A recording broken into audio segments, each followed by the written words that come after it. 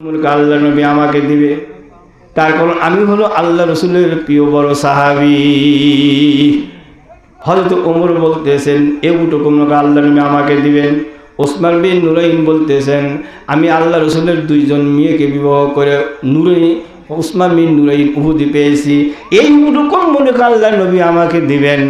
হযরতে আলী মনে মনে বলতেছেন কেহুকে দিবে না, আমি হলো জান্নাতের নারীদের সর্দার, মা ফাতেমার স্বামী, জান্নাতের যুবকদের সর্দার যারা হবে ইমাম হাসাইন হুসাইন, এই দুইজন জান্নাতের সর্দারের পিতা হযরতে শিরে খোদা। আল্লাহ নবী বলেন আনামা ইলমে আলিহুল বাবুয়া, আমি হলো ইলমের শহর, ওই শহরের দরজা হলো আমার আলী। তাহলে আলীর মতন সবচেয়ে বড় আলেম কিন্তু ওই জগতে ছিল না, যেরকম ছিল।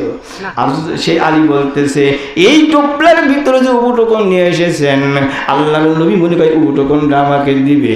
আল্লাহর নবী বলে ও আমার সাহাবীরা, তোমাদের মনের ভিতরে যে ভাব উদয় হয়েছে আমি বুঝতে পেরেছি, তোমরা শুনে রাখো। আমি এই টোপলার ভিতরে যে উবুটকন রেখেছি সে একটা হলো আমার জুব্বা।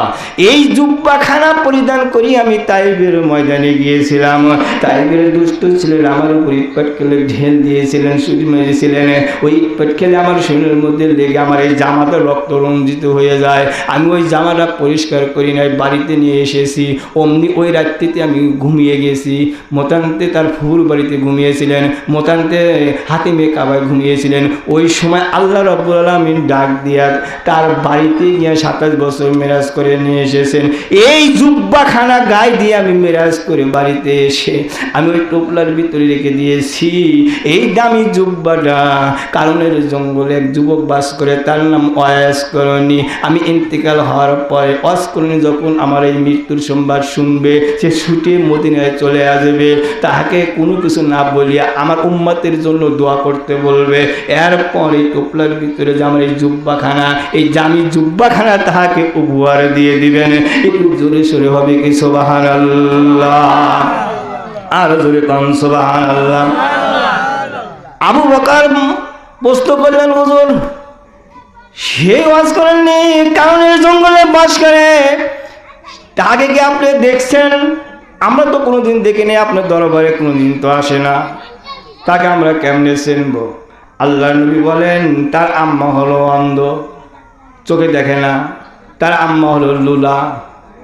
এরপরে এই ওয়াজ কোরআনি তার আম্মার পেশাব পায়খানা পরিষ্কার করে, এরপর নিজাতে গোসল করে রান্না করে তার আম্মাকে খাওয়ায়। এই চর্ম চোখ দিয়া সাক্ষাৎ হয় নাই, জেলের চক্ষু দিয়ে তার সাথে সাক্ষাৎ হয়েছিল।